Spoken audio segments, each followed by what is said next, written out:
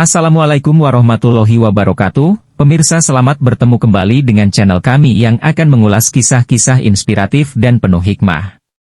Kali ini kita akan membahas karomah dari beberapa waliullah.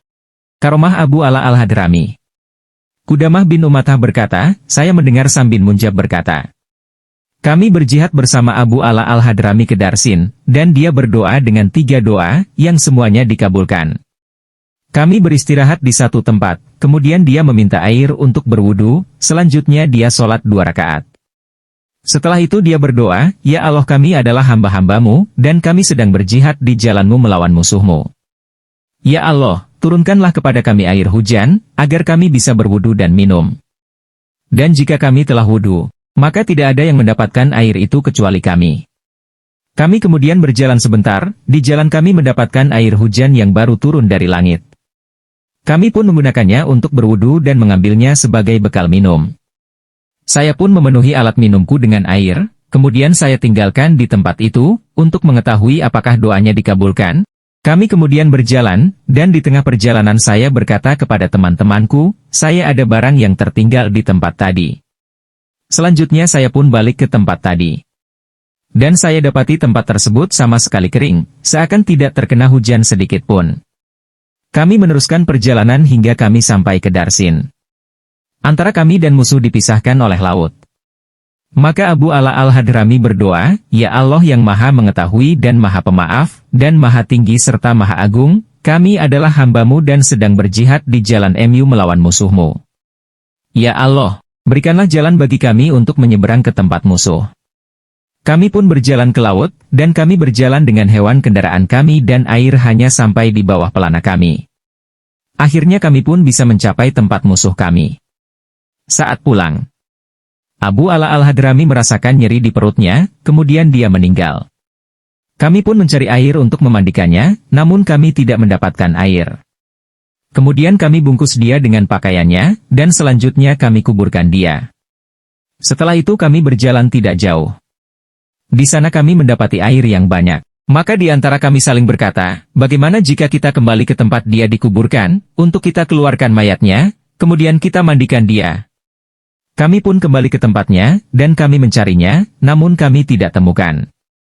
Seorang dari kami berkata, saya mendengar dia pernah berdoa, ya Allah yang maha tinggi, maha agung, dan maha bijaksana, sembunyikanlah kematianku dari mereka atau kalimat senada, dan jangan biarkan seorang pun melihat auratku. Maka kami pun kembali ke arah perjalanan kami, dan meninggalkannya. Karomah Shilah bin Asyam. Dari Hamad bin Ja'far bin Zaid, ayahnya menceritakan kepadanya, bahwa pada suatu hari kami berjalan dalam parakan jihad menuju Kabul dan dalam pasukan tentara terdapat Shilah bin Asyam. Kemudian pasukan beristirahat saat datang waktu malam. Maka saya berkata dalam hati, bahwa saya akan memperhatikan dirinya dan melihat ibadahnya yang banyak dibicarakan orang. Dia pun sholat Isya. Setelah itu dia berbaring hingga orang-orang tidur. Hingga mata semua orang telah terlelap tidur dan pulas. Kemudian dia masuk ke tempat yang dekat darinya, dan saya pun mengikutinya. Dia pun selanjutnya berwudu, lalu sholat. Saat dia sholat, datanglah seekor singa dan mendekatinya. Saya pun segera lari dan memanjat pohon. Sedangkan dia tetap bergeming. Apakah dia menyangka singa itu hanya seekor tikus? Hingga dia kemudian sujud. Saat itu saya berpikir singa akan memangsanya. Namun tidak. Dia kemudian duduk dan mengucapkan salam. Selanjutnya dia berkata, hai binatang buas, carilah rezeki di tempat lain. Singa itu pun berpaling dan lari sambil mengaum sangat keras hingga suaranya bergema di sekitar gunung. Dan dia terus berlari sambil mengaum.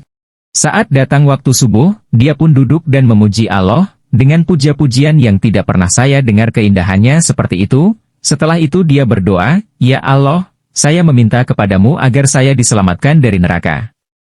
Ataukah orang yang rendah sepertiku layak meminta surga dari MU?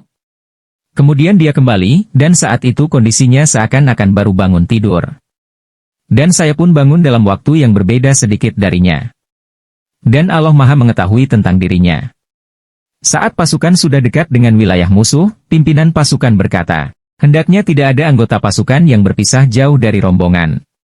Saat itu, kudanya berjalan sendiri sambil membawa perbekalannya. Dan meninggalkannya. Selanjutnya dia sholat. Dan orang-orang pun berkata kepadanya, pasukan sudah berjalan. Dia menjawab, saya sholat dulu sebentar. Setelah sholat dia berdoa, ya Allah, saya bersumpah padamu, agar engkau mengembalikan kudaku dan perbekalanku yang dibawanya. Tiba-tiba kudanya kembali kepadanya, hingga berdiri di hadapannya. Saat menghadapi pasukan musuh, kudanya itu dinaiki oleh dirinya dan Hisham bin Amir. Mereka berdua kemudian menyerang musuh dengan kuat, sehingga banyak musuh terluka atau terbunuh. Sehingga musuh kocar-kacir. Mereka pun berkata, dua orang Arab bisa membuat kerusakan seperti ini terhadap kita. Bagaimana jika mereka benar-benar memerangi kita? Karena itu akhirnya mereka memberikan kepada pasukan Islam apa yang dipinta dari mereka. Ada orang yang berkata kepada Abu Hurairah, bahwa Hisham bin Amir telah membuat binasa dirinya sendiri. Maka Abu Hurairah menjawab, sama sekali tidak. Namun dia sedang menjalankan ayat ini, dan di antara manusia ada orang yang mengorbankan dirinya karena mencari keridaan Allah, dan Allah Maha Penyantun kepada hamba-hambanya. Kisah Abu Turab An-Nahyabi. Dari Ahmad bin Ja'far Al-Hadza, dia berkata, saya mendengar Abu Ali Husain bin Hairan Al-Faqih berkata, Abu Turab An-Nahyabi melewati seorang tukang cukur. Dia pun berkata kepadanya, apakah engkau mau mencukur rambutku karena Allah? Dia menjawab, duduklah. Abu Turab pun duduk. Dan ketika dia mencukur rambutnya, lewatlah seorang gubernur wilayah tersebut. Dan dia bertanya kepada para pendampingnya, bukankah ini Abu Turab? Mereka menjawab, benar. Dia bertanya, berapa banyak dinar yang kalian bawa? Seorang asistennya menjawab, saya membawa 1 kantung berisi 1000 dinar.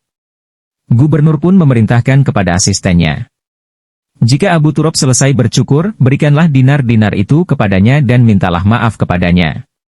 Karena dinar yang kita bawa hanya ini saja. Asistennya itu datang menemui Abu Turab dan berkata kepadanya, Gubernur mengucapkan salam kepadamu dan memberikan dinar ini. Dia minta maaf karena dinar yang dibawa hanya ini. Abu Turab menjawab, berikan dinar itu kepada tukang cukur. Tukang cukur berkata, apa yang akan saya perbuat dengan dinar itu? Abu Turab menjawab, ambillah. Dia menjawab, demi Allah, meskipun dia berjumlah 1000 dinar, saya tidak akan mengambilnya. Abu Turab kemudian berkata kepada asisten gubernur Ita, kembalilah kepada gubernur, dan katakan bahwa tukang cukur tidak mau mengambilnya. Maka ambillah dinar ini untuk engkau gunakan bagi keperluanmu. Kisah Abu Juhair Shalih. Shalih Al-Murri menyampaikan kepada kami, satu cerita dari Al-Haras. Bahwa Malik bin Dinar berkata, wahai Abu Shalih, antarkan saya ke Jahban, karena saya telah berjanji dengan beberapa orang sahabatku, untuk menziarahi Abu Juhair Mas'ud Ad-Darir, dan mengucapkan salam kepadanya. Shalih berkata, Abu Juhair ini adalah seorang yang telah memutuskan hidup di sebuah zawiyah, tempat kecil, terpencil, untuk beribadah. Dia hanya datang ke Basrah pada hari Jumat di waktu sholat, kemudian langsung kembali ke zawiyahnya. Maka saya pergi untuk memenuhi janji pergi bersama Malik bin Dinar ke Jahban. Saya sampai ke tempat pertemuan, dan Malik telah mendahuluiku. Di situ saya melihat dia bersama Muhammad bin Wasi, Sabit Al-Banani, dan Habib. Ketika saya melihat mereka telah berkumpul, saya pun berkata, ini adalah hari kebahagiaan. Kemudian kami berjalan bersama menuju tempat Abu Juhair. Malik bin Dinar ketika melewati tempat yang bersih, dia berkata, hai Sabit, sholatlah di sini, barangkali tempat ini akan menjadi saksi bagimu pada suatu hari nanti. Kami pun mendatangi tempat Abu Juhair, dan mencarinya. Orang-orang menjawab bahwa dia sedang pergi sholat. Maka kami pun menunggunya. Kemudian keluarlah seorang lelaki yang boleh dikatakan seperti orang yang baru keluar dari kuburnya. Tahu-tahu ada orang yang datang, lalu dia mengambil tangan lelaki itu hingga sampai pintu masjid. Lalu, dia diam sebentar. Selanjutnya dia masuk masjid dan menunaikan sholat, sebanyak yang dia mau. Setelah itu dia menunaikan sholat wajib, dan kami pun sholat bersamanya. Setelah dia selesai sholat, dia pun duduk dengan penampilan seperti orang yang sedang memikirkan masalah besar. Orang-orang kemudian mengucapkan salam kepadanya. Berikutnya Muhammad bin Wasi maju dan mengucapkan salam kepadanya. Dia pun membalas salamnya. Dia bertanya, siapa engkau? Saya tidak mengenal suaramu. Muhammad bin Wasi menjawab, saya datang dari Basrah. Siapa namamu? Semoga Allah merahmatimu. Saya Muhammad bin Wasi. Ahlan wa marhaban, selamat datang. Engkau yang dikatakan oleh orang-orang itu sambil dia menunjuk ke arah Basrah sebagai orang yang terbaik dari mereka di sisi Allah. Dan, jika engkau beribadah, engkau bersyukur karena diberikan taufik oleh Allah untuk beribadah. Duduklah. Dia pun duduk. Kemudian Sabit al-Banani berdiri dan mengucapkan salam kepadanya. Dia pun membalas salamnya. Dan bertanya, siapa engkau? Semoga Allah merahmatimu. Sabit menjawab, saya Sabit al-Banani. Marhaban hai Sabit, engkau dianggap oleh penduduk kota sebagai orang yang paling panjang sholatnya. Duduklah. Saya telah lama berharap kepada Rabbku agar bisa bertemu denganmu. Kemudian Habib Abu Muhammad berdiri dan mengucapkan salam kepadanya. Dia pun membalas salamnya. Dan bertanya, siapa engkau? Semoga Allah merahmatimu. Habib menjawab, saya adalah Habib Abu Muhammad. Dia berkata, marhaban, Habib Abu Muhammad. Engkau adalah orang yang disangka oleh orang-orang itu bahwa jika engkau berdoa sesuatu kepada Allah niscaya Allah akan mengabulkannya. Apakah engkau tidak meminta kepada Allah agar menyembunyikan hal itu? Duduklah, semoga Allah merahmatimu. Kemudian dia menggamit tangannya dan mendudukkannya di sampingnya. Selanjutnya Malik bin Dinar berdiri dan mengucapkan salam kepadanya. Dan dia pun menjawab salamnya. Setelah itu dia bertanya, siapakah engkau? Semoga Allah merahmatimu. Malik menjawab, saya adalah Malik bin Dinar. Beruntung sekali. Saya beruntung sekali. Hai Abu Yahya, jika benar engkau seperti yang mereka katakan, engkau adalah orang yang mereka sangka paling zuhud di antara mereka? Duduklah. Telah lengkap keinginanku terhadap Robku di dunia yang fana ini. Syalih berkata, saya kemudian berdiri untuk mengucapkan salam kepadanya.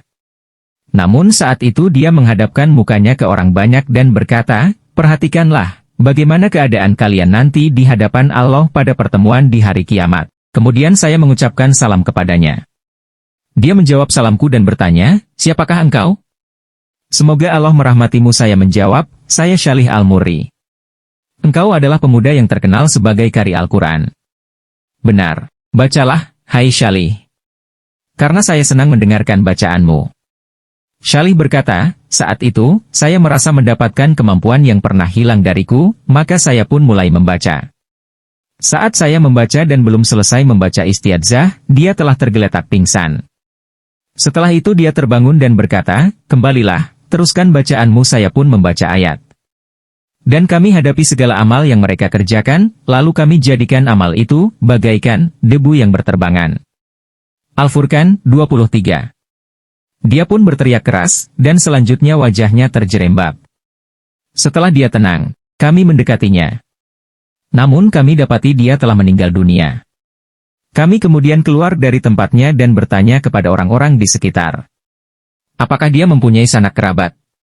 Mereka berkata, dia mempunyai seorang kerabat perempuan tua yang biasa mengurusi keperluannya. Maka kami memanggilnya. Perempuan tua itu pun datang dan bertanya, apa yang terjadi padanya? Kami menjawab, kepadanya dibacakan Al-Quran, kemudian dia meninggal dunia. Benar yang telah dia katakan, demi Allah. Siapa yang membacakan Al-Quran? Apakah dia Syalih Al-Murri? Kami menjawab, benar. Dari mana engkau tahu kalau yang membacakan Al-Quran adalah Syalih Al-Murri? Dia berkata, saya tidak mengenalnya. Namun saya sering mendengar dia mengatakan, jika Syalih Al-Murri membacakan Al-Quran kepadaku, maka hal itu akan membuatku mati. Saya berkata, dialah yang telah membacakan Al-Quran kepadanya. Perempuan itu berkata, berarti dialah yang telah membunuh orang yang saya kasihi. Kami kemudian menyiapkan penguburannya dan selanjutnya menguburkannya. Semoga Allah merahmatinya. Demikian kisah inspiratif hari ini, semoga bermanfaat. Jangan lupa like and subscribe agar channel kami bisa terus berkembang. Wassalamualaikum warahmatullahi wabarakatuh.